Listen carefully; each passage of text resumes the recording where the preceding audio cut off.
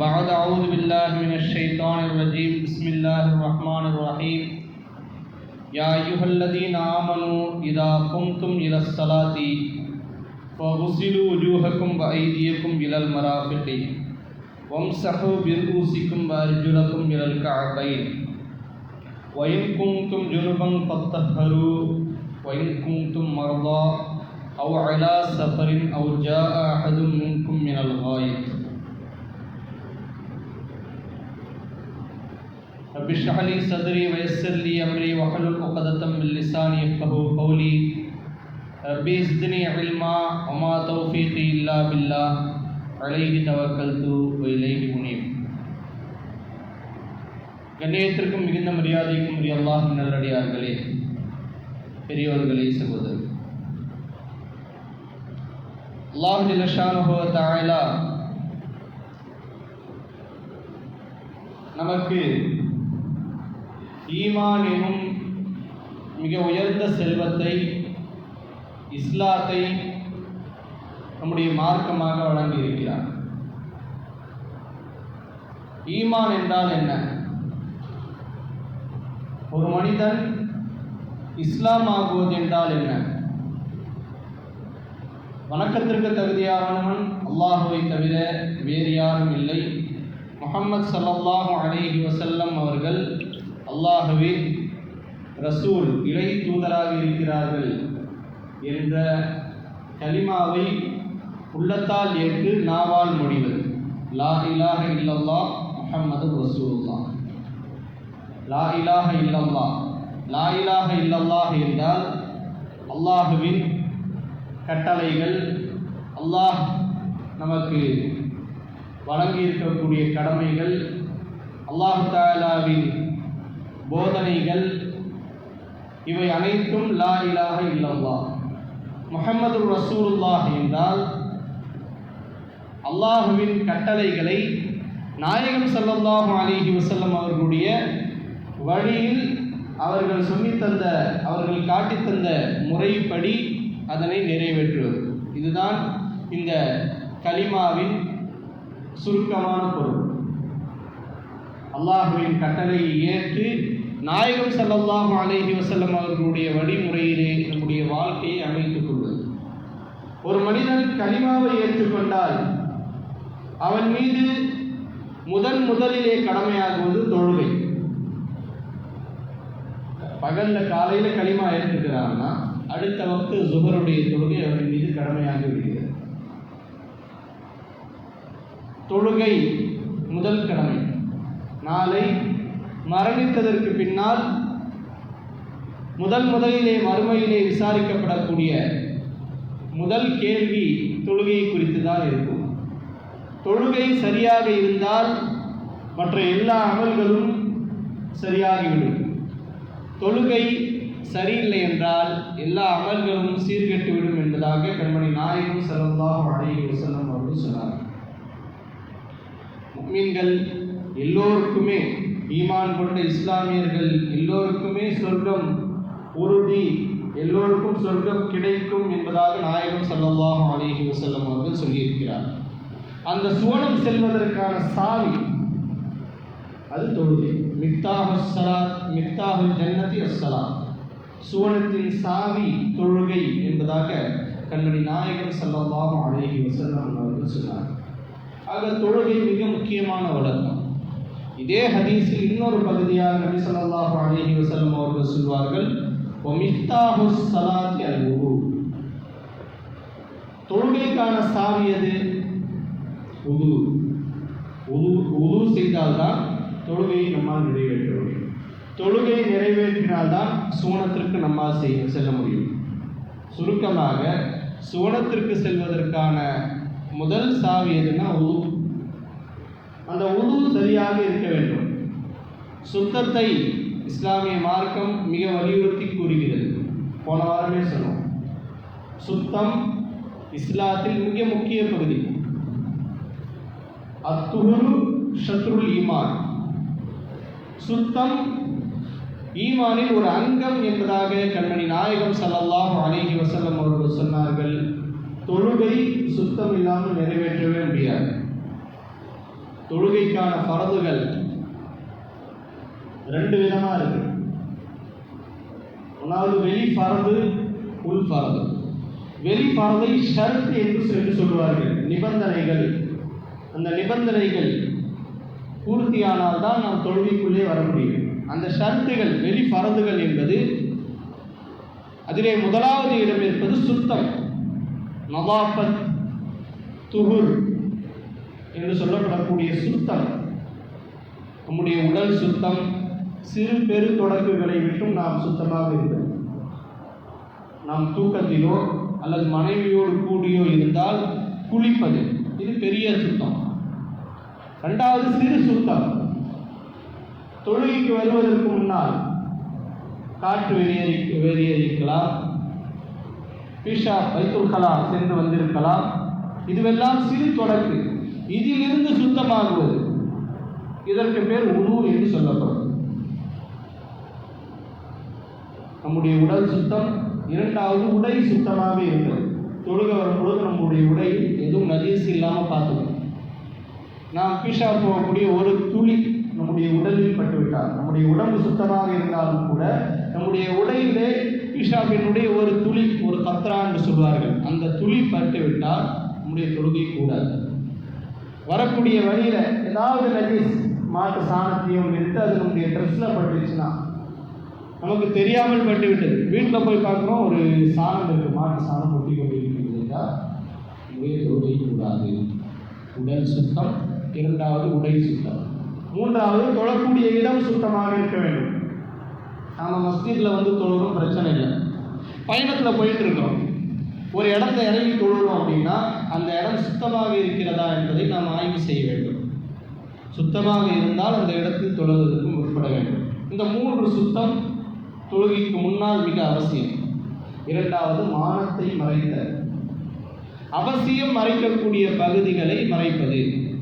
பெண்கள் வந்து தலையில் தொடங்கி முகம், 2 கைகளை தவிர எல்லா பகுதியும் மறைக்கணும். முகம், 2 கைகள் மட்டும்தான் திறந்திருக்கான், பெண்களுக்கு அனுமதி. பரவலாக மறைக்கக்கூடிய பகுதி. முகத்தையும் மூடுவது, கைகளையும் மூடுவது என்பது விரும்பத்தக்க விஷயம், சுன்னத்தான விஷயம் கூட வச்சுக்கலாம். ஆனால் பெண்கள் தங்களுடைய தலை முடியை மறைப்பது, தலை மறைக்கிறதுனா தலைமுடி முழுக்க மறைக்கிறது, உடல் முழுக்க மறைப்பது பரது.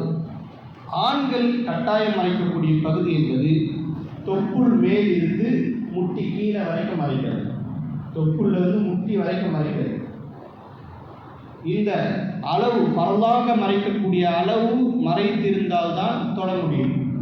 இந்த அளவுக்கு கூட மறைக்கிறதுக்கு துணி இல்லைன்னா அவங்க தொட முடியாது. அந்த அளவுக்கு கட்டாயம் மறைச்சிருக்கணும். தொழுவும் போது தொப்புள்ளிருந்து முட்டி வரைக்கும் கட்டாயம் மறைக்கக்கூடிய பகுதிகள், இந்த பகுதிகள் மறைத்திருக்க வேண்டும். உடல் முழுக்க சிறந்த ஆடைகளை உடுத்துவது, நல்ல ஆடைகள் உடுத்துவதெல்லாம் சுன்னத்தில் வரும். இது மானத்தை மறைத்த. மூன்றாவது தொழுகையின் நேரத்தை அறிவது. தொழுகையின் நேரத்தை அறிவது என்றால் மஸ்ஜிதில் டிஜிட்டல் போர்டில் எழுதிருக்கக்கூடிய தொழுகை நேரம் எனக்கு தெரியும் அப்படின்னு சொல்கிறதில்ல. எந்த நேரத்திலிருந்து எந்த நேரம், ஃபஜ்ருடைய வக்துடைய நேரம் எது, சூரியன் உதயமானத்துக்கு முன்னாடி ஒரு ஒளி வரும், சுபஹ் சாதிக் என்று சொல்வார்கள். அதிலிருந்து சூரியன் உதயமாகும் வரை ஃபஜ்ருடைய நேரம். அதனுடைய ஆரம்பம் நேரம் என்ன, கடைசி நேரம் என்ன என்பதை அறிந்து வைத்திருக்க வேண்டும். தொழக்கூடாத நேரம் எது என்பதையும் அறிந்து வைக்க வேண்டும். தொழக்கூடாத நேரம் எது, சூரியன் உதயமாகக்கூடிய நேரம், காலையில் இஷ்ராக்குடைய நேரம், அதற்கு முன்னாடி ஒரு 20 நிமிஷம் முன்னாடி சூரியன் உதயமாகக்கூடிய நேரம், 20 நிமிடம் சூரியன் உதயமாகக்கூடிய நேரம். அந்த நேரம் என்ன அப்படின்றது தெரிஞ்சு வச்சிருக்கணும். நேராக தட்டி கட்டி அந்த நேரத்தில் தொழுதா தொழுகக்கூடாது, அது தொழுவதற்கு தடுக்கப்பட்ட நேரம். சூரியன் உச்சியில் இருக்கக்கூடிய நேரம், ஒரு 12 மணி வாக்கில் சூரியன் உச்சியில் இருக்கும், அந்த நேரத்தை தொழுகக்கூடாது, தொழுவது ஹராம், தடுக்கப்பட்டிருக்கு. எல்லா நேரத்தையும் தொழலாம், இந்த மாதிரி நேரங்களில் தொழுவது தடுக்கப்பட்டிருக்கிறது. சூரியன் மறையும் நேரம், சூரியன் உதயமாட்டு, சூரியன் உதயமாகக்கூடிய நேரம், சூரியன் உச்சியில் இருக்கிற நேரம், சூரியன் மறைகிற நேரம், இந்த 3 நேரத்தையும் தொழக்கூடாது. நிறைய பேர் மகரிப்புக்கு முன்னாடி தொழுகிறாங்க, இது தொழக்கூடாத நேரம். மகரிப்புக்கு ஒரு 10 நிமிஷத்துக்கு முன்னாடி எதுவுமே தொழக்கூடாது. கரெக்டாக சூரியன் மறையக்கூடிய நேரம், மகரிப்புக்கு பாங்கில் இருந்து ஒரு 10 நிமிஷத்துக்கு முன்னாடி சூரியன் மறையக்கூடிய நேரம், அந்த நேரத்தில் தொழுவது தடுக்கப்பட்டிருக்கு. தொழுவது ஹராம். ஆக இந்த நேரங்களை அறிந்து வைத்திருப்பது, இந்த நேரங்களில் அறிந்து வைத்திருப்பது ஃபர்து, கட்டாய கடமை. அதே மாதிரி கிப்லாவின் திசையை அறிவது, நாம் எந்த திசையை நோக்கி தொழுகிறோம் என்பதை அறிவது. நாம் எந்த திசையை நோக்கி தொழுகிறோம்? சவுதியில் உள்ள, மக்காவில் உள்ள கஅபத்துல்லாஹ்வின் திசையை நோக்கி தொழுகிறோம். அது கரெக்டாக ஒரு தென்மேற்கு, மேற்கு திசையிலிருந்து கொஞ்சம் சைடாக இருக்கும் அந்த திசை என்பது. அந்த திசையை அறிவது. ஆமாம், மொஹல்லா மஸ்ஜிதுகளில் தொழுகும் போது எந்த பிரச்சனையும் இல்லை. பள்ளிவாசல்கள் கிப்லாவை நோக்கி கட்டப்பட்டிருக்கும். நம்முடைய வீட்டில் தொழுகும் பொழுது அந்த கருவிகளை கொண்டு அளந்து, இப்போ செல்ஃபோனில் கூட இருக்குது அந்த ஆப்ஷன்லாம், எது கிப்லாவுடைய திசை என்பதை துல்லியமாக காட்டக்கூடிய அளவுக்கு உள்ள ஆப்கள்லாம் செல்ஃபோன்லேயே இருக்குது. அந்த திசையை சரியாக வைத்து சரியாக கிப்லாவின் திசையை நோக்கி தொழுகின்றோமா என்பதை அறிந்து தொழுவது. இந்த 4மே ஃபர்து. 1வது சுத்தம், 2வது வானத்தை மறைத்தல், 3வது தொழுகையின் நேரத்தை அறிவது, 4வது கிப்லாவை முன்னோக்கி தொழுவது. இந்த 4மே கட்டாய கடமை. இதில் முதல் விஷயம் சுத்தம். அந்த சுத்தத்தில் பெரிய சுத்தம் ஒன்று இருக்குது, சிறிய சுத்தம் இருக்குது. பெரிய சுத்தம் என்பது குளிப்பு கடமை ஏற்பட்டால், மனைவியோடு கூடிவிட்டால் அல்லது தூக்கத்திலே இருந்து வெளியேறிவிட்டால் குளிக்க வேண்டியது கட்டாய கடமை. அது பெரிய சுத்தம். 2வது சிறிய சுத்தம். நாம் பிஷா பைத்துல் கலா போயிட்டு வந்தால் அல்லது காற்று பிரிந்து விட்டால் நாம் ஒது செய்து கொள்ள வேண்டும். குளிக்கணும்னு அவசியம் இல்லை, ஒது செய்யும். ஒது செய்வது கட்டாய கடமை. இந்த ஒது செய்தால்தான் நம்முடைய தொழுகை நிறைவேறும். அல்லாஹ் தஆலா குர்ஆன்ல சொன்னா, யா அய்யுஹல்லதீன ஆமனூ இதா கும்தும் இலஸ்ஸலாத், ஈமான் கொண்ட முஃமின்களே, இதா கும்தும் இலஸ்ஸலாத்தி, தொழுகைக்காக நீங்கள் நின்றால், ஃபகுஸிலு உஜூஹக்கும், உங்களுடைய முகங்களை கழுவிக் கொள்ளுங்கள். முகம் முழுக்க கழுவணும். இது ஒன்று. வைதியக்கும் இலல் மராஃபிகி, உங்களுடைய கைகளை, இரு கரங்களை முழங்கை வரை கழுவி கொள்ளுங்கள். முழங்கை இது வரைக்கும். இது 2வது ஃபர்து. வம்சஹு பிருஊசிக்கும், உங்களுடைய தலையை மசஹ் செய்து கொள்ளுங்கள். 4ல் ஒரு பகுதி நாம் தலையை மசஹ் செய்து கொள்ளுங்கள். இது 3வது ஃபர்து.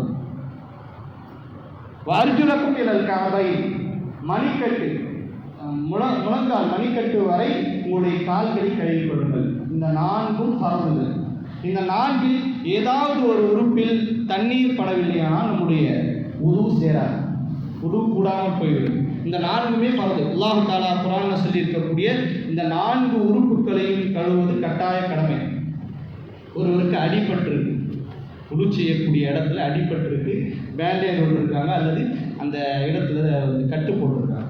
இவங்க என்ன பண்ணுறது அப்படின்னா, இவங்க அந்த இடத்தை மசாஜ் செய்து கொள்ளலாம். காலில் அடிபட்டிருக்கு, கையில் அடிபட்டிருக்கு, முகத்தில் ஏதாவது ஒரு பகுதியில் அடிபட்டிருக்கு, தலையில் மசாஜ் செய்யக்கூடிய இடத்துல ஏதாவது ஒரு பகுதியில் அடிபட்டிருக்குன்னா இவங்க அந்த இடத்துல மசாஜ் செஞ்சுக்கலாம். மசாஜ்னா என்ன அப்படின்னா, கட்டு போட்டுருந்தா அந்த கட்டை பிரித்து அந்த புண்ணை சுற்றி இருக்கக்கூடிய, அந்த காயத்தை சுற்றி இருக்கக்கூடிய இடத்துக்கு தண்ணியை வச்சு தடவிட்டு அந்த காயத்துக்கு மேலே லேசாக தண்ணியை தடவிட்டு கொண்டாலும் போதும். சரி, கட்டை அவுக்கவே முடியாது, அவுக்கவே கூடாது அப்படின்னு சொல்லிட்டாங்கன்னா அந்த கட்டுக்கு மேலே மசாஜ் செய்து கொள்ளலாம். சிறந்தது என்னன்னா, டெய்லி நம்ம மருந்து போடுறதுக்கு அந்த கட்டை அவிழ்ப்போம். அப்படி மருந்து போடுவதற்கு அவிழ்க்கும் பொழுது நாம் ஒழுவு செய்து கொண்டு அந்த இடத்த, அந்த புண்ணை சுற்றி இருக்கக்கூடிய இடத்துக்கு மசாஜ் செஞ்சுட்டு மேலே தடவி, தண்ணீரை விட்டு தடவிட்டு மேலே தடவிக்க வேண்டியிருக்காங்க. எனக்கு அடிபட்டிருக்கு, ஒழு செய்யக்கூடாது அப்படின்ட்டு தொழாமல் இருக்கக்கூடாது. அடிப்பட்டாலும் அந்த இடத்தில் தண்ணீரை ஊற்றினால் செப்டிக் ஆகிடும். தண்ணீரை ஊற்றினால் அந்த காயம் இன்னும் அதிகமாகிடும், சீல் கோர்த்திவிடும் என்று இருந்தால் மசஹ செய்து நாம் தொழுது கொள்ளலாம் என்று இஸ்லாத்திலே அனுமதி இருக்கு. கடுமையான குளிர் நேரம், எனக்கு கடுமையான ஜுரம் அடிக்குது, நான் ஒழு செய்ய முடியாது அப்படின்னு சொன்னால் அல்லாஹ் தஆலா குர்ஆன் சொன்னால், அதை எம்மமும், நீங்கள் தண்ணீர் இல்லாத ஒரு காட்டில் மாட்டிக்கிட்டீங்க, ஒரு பாலைவனத்தை மாட்டிக்கொண்டீர்கள், கண்ணுக்கு எட்டின தூரம் வரைக்கும் தண்ணீர் இல்லைன்னா நீங்கள் தயமம் செய்து கொள்ளலாம். அதே மாதிரி உங்களுக்கு ஒரு வியாதி இருக்குது, உடல் ரீதியான ஒரு வியாதி அல்லது கடுமையான பனி, தண்ணீரால் குளிச்சோன்னா மௌத்தா போயிடும். அந்த அளவுக்குள்ள பனி பெய்யும். தண்ணீரால் குளிச்சோன்னா மிகப்பெரிய அளவுக்கு காய்ச்சல் ஏற்பட்டு நாம் மௌத்தா போயிடுவோம் அப்படின்ட்டு ஒரு நிலை இருந்தால் அந்த நேரத்தில் தயமம் செய்து கொள்ளலாம். பெருத்தொடக்காக இருந்தாலும் சிறிய தொடக்காக இருந்தாலும், பெருத்தொடக்குனா குளிக்க வேண்டிய அவசியம் இருந்தாலும் கூட தயமம் செய்து கொள்ளலாம். தயமம்னா என்ன? மண்ணை தொட்டு முகத்தை தடவுவது, கையை தடவுவது, வேற எதுவும் கிடையாது. 2 ஃபர்து தான். நீயத் வைக்கணும், மண்ணை சுத்தமான மண்ணாக இருக்கணும், சுத்தமான மண்ணை தொட்டு முகத்தை தடவிக்கணும். இப்படி மண்ணை தொட்டு முகத்தை தடவிக்கணும். 2வது மண்ணை தொட்டு கையை இழுக்கணும். 3வது 3 தடவை அடித்து நம்முடைய முகத்தையும் 2 கைகளையும் தடவிக்கொள்ள வேண்டும். இதுதான் தயமம். உது செய்ய முடியாத பட்சத்தில் தயமம் செய்து கொள்ளலாம், தயமம் செய்து கொள்ள வேண்டும் என்று இஸ்லாமிய மார்க்கம் அனுமதிக்கிறது. ஆக எந்த சந்தர்ப்பத்திலும் நாம் தொழுகையை விட்டுவிடக்கூடாது.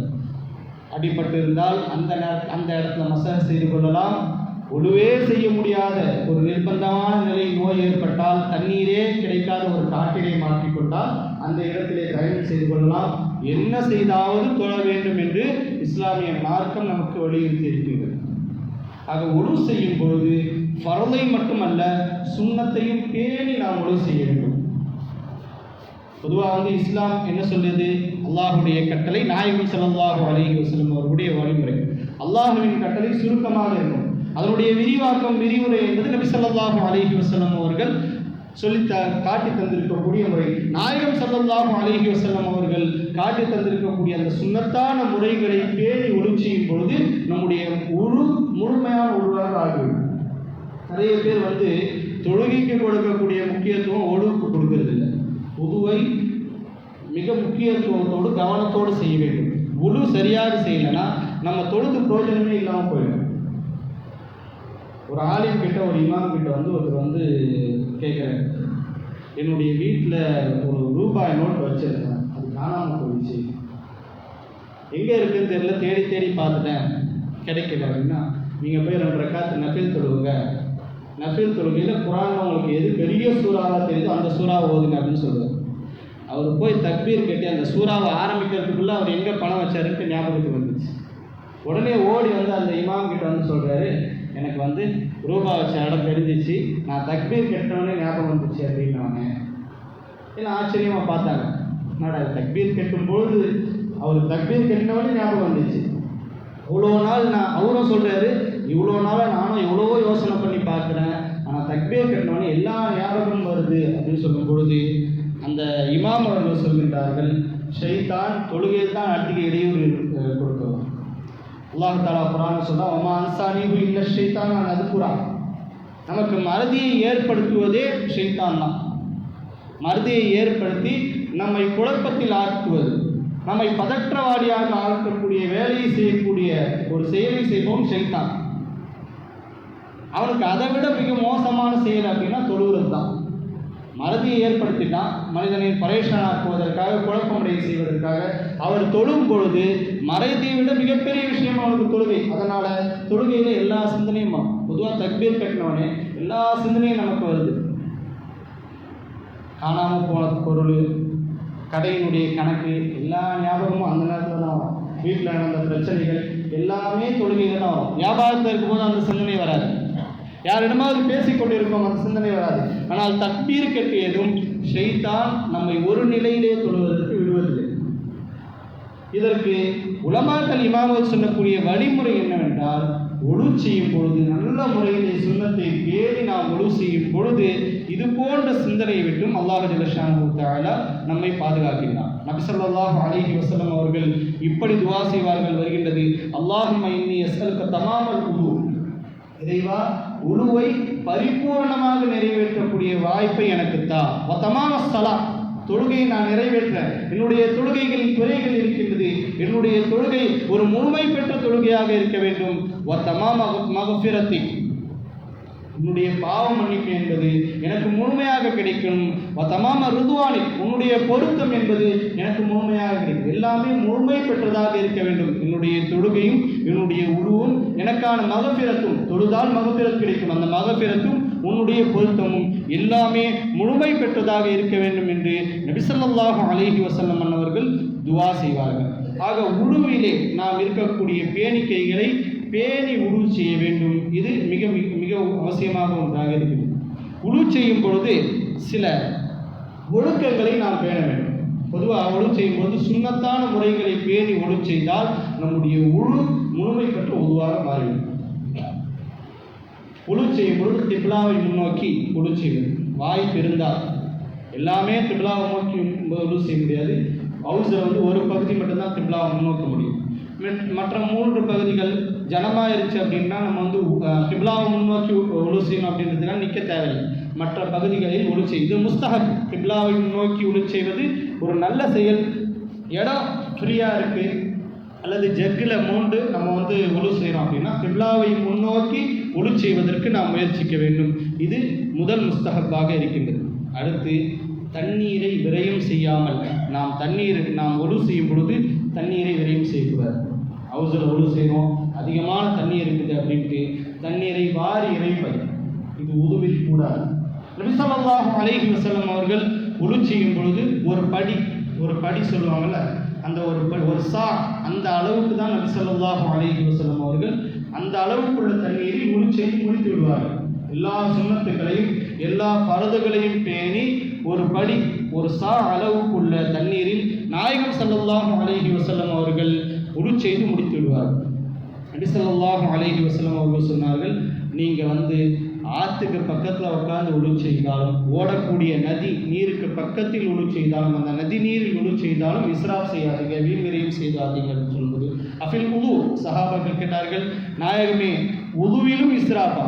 உது நாம் செய்கிறது நன்மையான காரியம், அதில் கூட அதிகமாக தண்ணீரை விரயம் செய்யக்கூடாதா என்றால் நபி ஸல்லல்லாஹு அலைஹி வஸல்லம் அவர்கள் சொல்வார்கள், நஅம் வைன் குன்த அலா நஹரின் ஜாரி, நீங்கள் ஓடக்கூடிய ஆற்றில் நாம் ஒழு செய்யக்கூடிய தண்ணீரின் துளிகள் அதிலே விழுந்து அந்த ஆற்றிலே ஓடினாலும் கூட நீங்கள் விரயம் செய்யாமல் ஒழு செய்ய வேண்டும் என்று நபி ஸல்லல்லாஹு அலைஹி வஸல்லம் அவர்கள் சொன்னார்கள். ஆக ஒழு செய்யும் பொழுது விரயம் செய்யாமல் ஒழு செய்ய வேண்டும். அதுவும் நம்ம மஸ்ஜிதில் ஒழு செய்யும் பொழுது மிக பேணிக்கையாக ஒழு செய்ய வேண்டும். மஸ்ஜிதுகளில் உள்ள அந்த தண்ணீர் அனைத்துமே வக்ஃபுகளாக இருக்கின்றது, அல்லாஹ்வின் சொத்துக்கள். நம்ம நிர்பந்தத்திற்காக இங்கே வந்து ஒழு செய்கிறோம், பிஷா போகிறோம்னா நாம் இங்கு அந்த இஸ்ராஃப் செய்யாமல் வீண் விரயம் செய்யாமல் அப்படியே சில பேர் ஹவுஸில் உட்காந்துட்டாங்கன்னா தண்ணீரை வாரி அரைக்கிறாங்க, தண்ணீர் அப்படியே கோரி ஊற்றுறாங்க, மிகப்பெரிய அளவில் இஸ்ராஃப் செய்யப்படுகின்றது. ஆனால் பாத்ரூமில் என்னன்னு தெரியல, அங்கே தண்ணி ஊற்றுறாங்களா என்னன்னு தெரியல. ஹவுஸில் எங்கே அதிகமாக தண்ணி பயன்படுத்துகிறோமோ அங்கே தண்ணீர் பயன்படுத்துறதில்லை. பாத்ரூமில் அப்படியே நஜிசுகள் அப்படியே இருக்குது, அதை கழுவத்துக்குன்னு ஒரு ஆள் போட்டிருக்கு, அவர் கழுவி அடுத்த வக்திலே பாத்ரூம் நாசமாகி விடுகின்றது. பஸ் ஸ்டாண்டில் உள்ள பாத்ரூம் மாதிரி நம்ம பாத்ரூம் இருக்குது. அல்லாஹ் தஆலா பாதுகாக்க வேண்டும். சுத்தத்தை சொல்லக்கூடிய மார்க்கத்தில் வந்தவர்கள் நாம் போகக்கூடிய அந்த பீஷா பைத்துல் கலாவை நல்ல முறையிலே சுத்தமாக அடுத்தவங்க வரும்போது முகம் சுளிக்கிற அளவுக்கு நாம் பீஷா போயிட்டு வந்த அந்த இடம் இருக்கக்கூடாது. நல்ல முறையில் தண்ணீரை ஊற்றிவிட்டு வர வேண்டும். ஆனால் ஒழு செய்யும் பொழுது நாம் மிக கம்மியான முறையில் தண்ணீரை செலவழிக்க வேண்டும். அப்படியே குழாவை திறந்து விட்டது. நம்ம வீட்டில் நாம் அப்படி செய்வோமா? வீட்டில் கூட அப்படி செய்யக்கூடாது. நம்ம தண்ணி தானே, நம்ம கரண்ட்டு தானே அப்படின்ட்டு வீட்லேயும் குழாவை திறந்து விட்டுறக்கூடாது. எத்தனையோ பேர் தண்ணீருக்கு இல்லாமல் சிரமப்படுகின்றார்கள். அதனால் தான் நபி ஸல்லல்லாஹு அலைஹி வஸல்லம் அவர்கள் சொன்னார்கள், ஆற்றின் ஓரத்தில் நீங்கள் ஒழு செய்தாலும் அங்கு தண்ணீரை விரயம் செய்யக்கூடாது.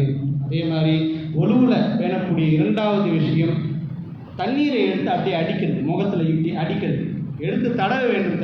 தண்ணீரை எடுத்து அப்படியே தடவணும், தண்ணீரை எடுத்து அடிக்கக்கூடாது. இதை வந்து கவனமாக இருக்க வேண்டும்.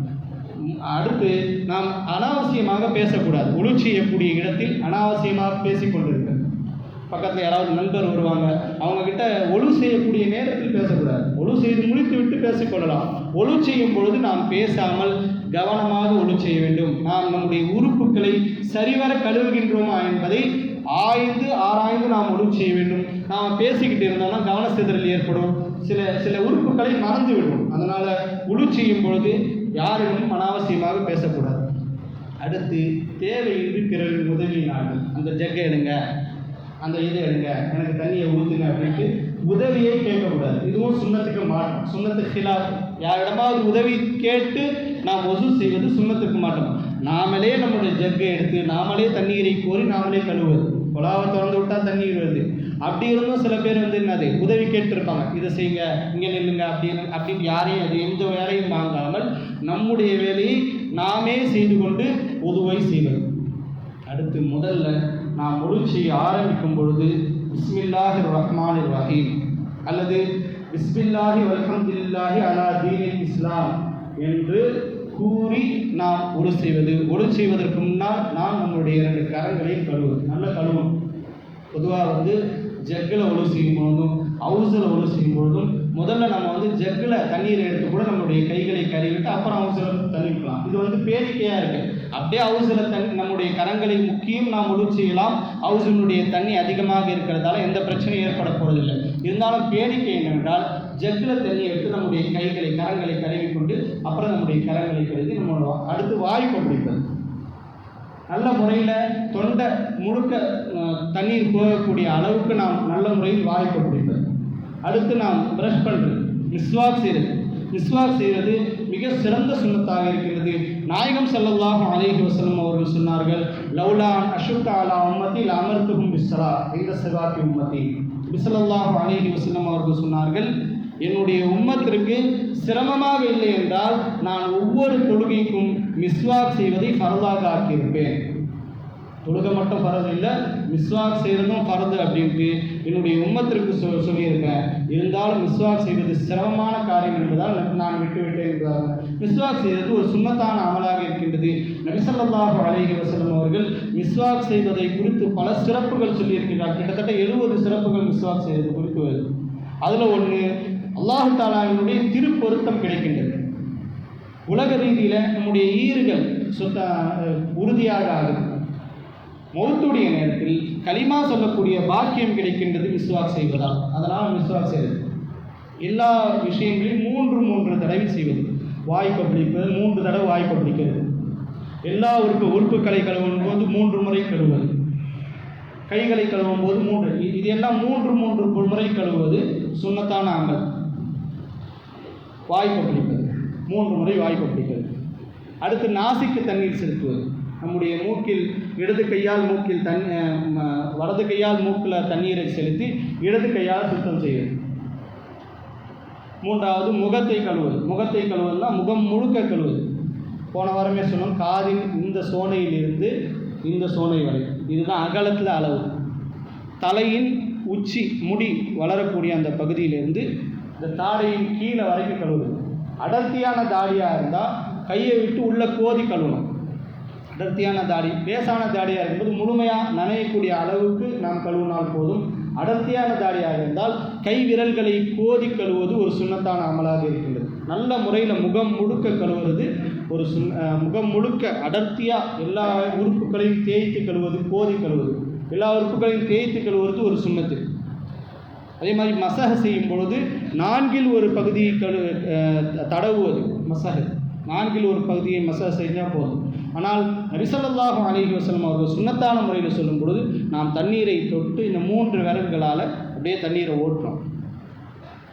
முழுக்க ஓட்டிவிட்டு இந்த 2 விரல்களால் காதுக்கு மசாஜ் செய்யணும். இந்த 2 விரல்களால், கலிமா விரல்களால் முன்பகுதி, இந்த கட்டை விரலால் பின்பகுதி, இது காதுக்கு மசாஜ்.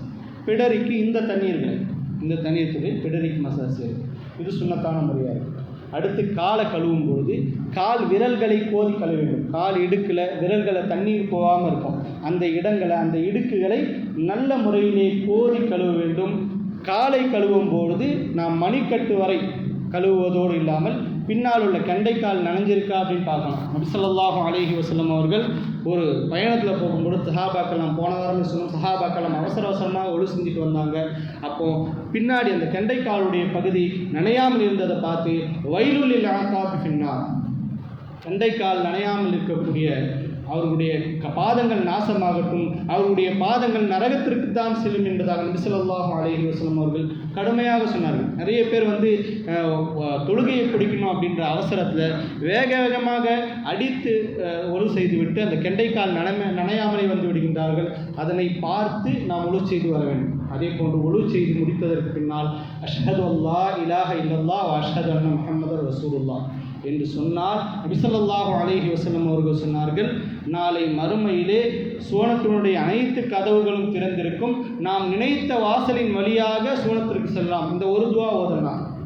அடுத்து இன்னொரு துவா இருக்குது. அல்லாஹும்ம ஜஅல்னி மினத் தவ்வாபீன வஜஅல்னி மினல் முத்தஹிரீன வஜஅல்னி மின் இபாதிக ஸாலிஹீன். போர்டில் கூட எழுதி மாற்றிருக்கு. அதை நாம் பார்த்துட்டு வரும்பொழுது படிச்சுட்டு வந்தால் இந்த சுன்னத்தை நிறைவேற்றிய நன்மையும் கிடைத்துவிடும். அடுத்து இன்னொரு துவா இருக்குது. அல்லாஹும்ம ஃபில்லி தம்பி வஸ்ஸிஅலி ஃபீ தாரி வபாரிக் லீ ஃபீ ரிஸ்கி. இது போன்ற சுன்னத்தான துவாக்கள் இருக்கின்றது. இதையெல்லாம் நாம் பேணி செய்யும் பொழுது நம்முடைய உழு என்பது முழுமை பெற்ற உருவாக ஆகிவிடும். அல்லாஹுவின் திருப்பத்தை பெற்ற உருவாகவும் நம்முடைய தொழுகை, நம்முடைய உழுவினால் நம்முடைய தொழுகையிலே ஒரு உள்ளட்சமும், நம்முடைய தொழுகை ஒரு ரூஹானியத்தாகவும் ஆகிவிடும். அல்லாஹ் தஆலா நம்முடைய தொழுகையும் ஏற்றுக்கொள்ளப்பட்டதாக ஆக்கியது.